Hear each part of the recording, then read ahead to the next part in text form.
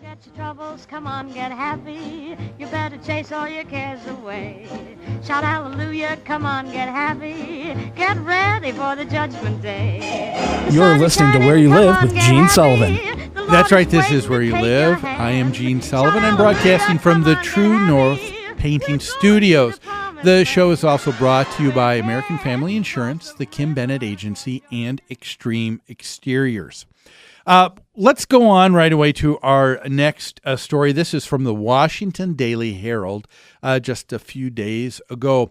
There is a gentleman who is a huge Seattle Seahawks fan, and he is upset that his homeowners association is not allowing him to go through the same ritual that he needs to perform each and every week in order to ensure that his team, the Seattle Seahawks, are going to be able to win each and every game. That's right, a gentleman by the name of Dale Carlson doesn't know if flying his 12th man flag helps the Seattle Seahawks win, but he doesn't like to take chances. He raised it this last Sunday, and of course, about a week ago, and the team staged a comeback win, 23-20 in overtime against the Houston Texans. Now, the reason why Dale Carlson is raising the 12th man flag, and if you are a football fan, you know that the Seattle Seahawks have a special flag, a blue flag with a number 12 on it, to be the 12th man, to be in support of the 11 people that are on the field. And this was their way of showing props to their team and supporting them. And here's why Dale Carlson wants to do this. Last year, he flew his 12th man flag every day while the Seahawks were in the playoffs. He said it wasn't until he was told that flying the flag without permission from his homeowners association was a violation that there were deleterious results. Because what happened, he said, I was asked to remove it and take it down. I did. And the following week, last year, the Seahawks lost that game. And so Carlson said, you know what? This is it. I have found the magic answer.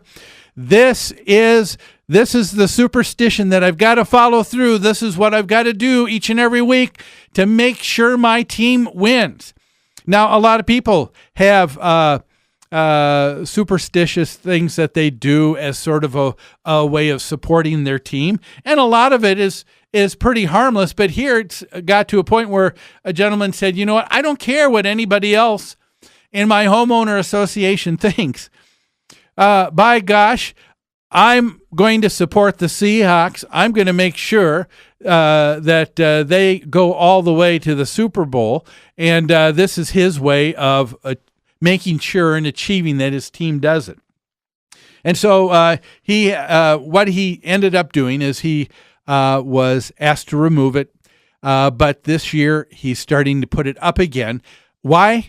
Well, because Mr. Carlson has hired an attorney who not only says that Mr. Carlson has legal protection for flying the American flag, but he's also encouraging him to fly the 12th man flag on Seahawks game days.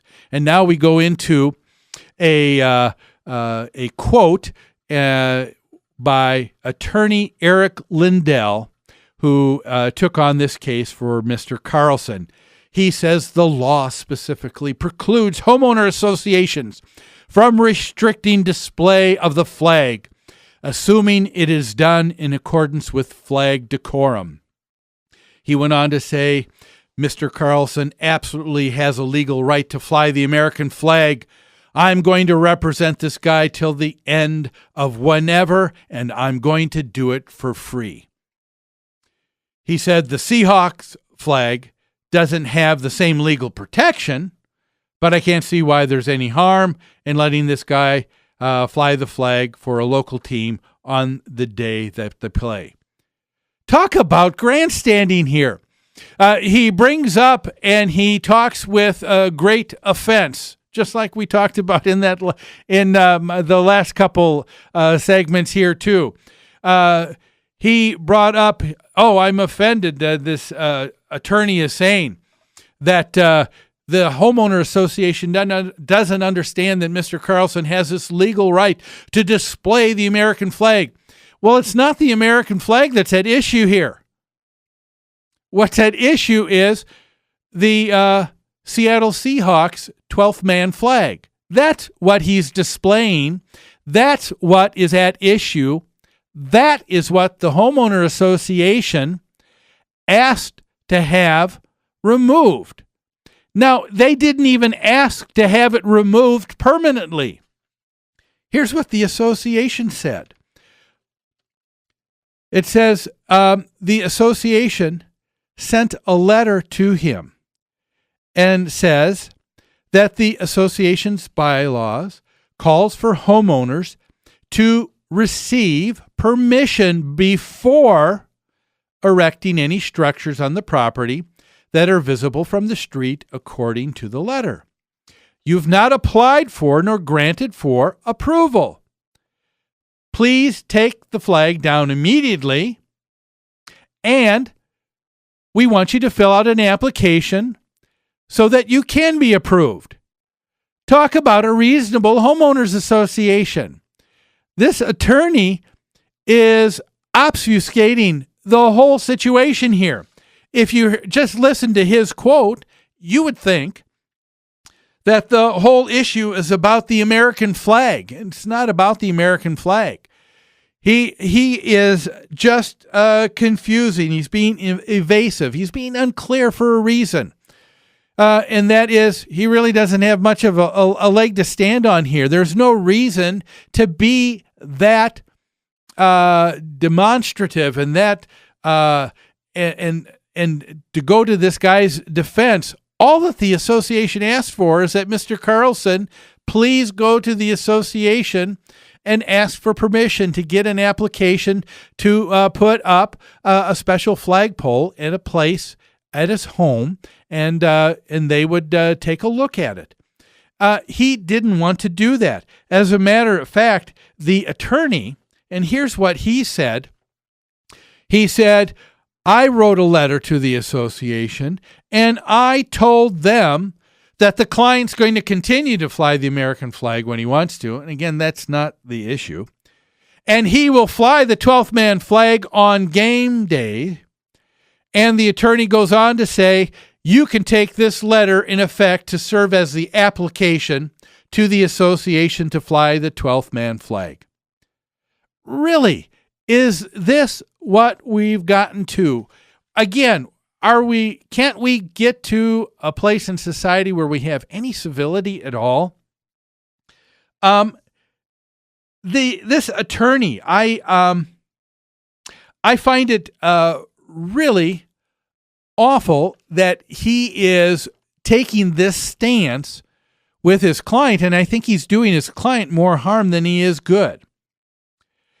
He's taking this process that the homeowner association has and always has had in place. They're saying, you know what? We make accommodations. We allow for variances, just like I talked about in the last couple segments. And when something is not allowed, or if something calls for the board to become involved, please go through the application process. The attorney here is being belligerent, not conciliatory. I think that's really important to recognize here. I mean, how much more could be accomplished if two people that have a disagreement, and in this case, there's not necessarily a disagreement. There's just an association board that said, you want to fly the Seattle Seahawks flag? Just fill out an application. Can we talk about this so that we make sure that we have ground rules here? Instead, the attorney is being belligerent here. I mean, he's not doing his client any favors. Is there any kind of goodwill that's being represented here to even work towards a compromise, to try and promote peace.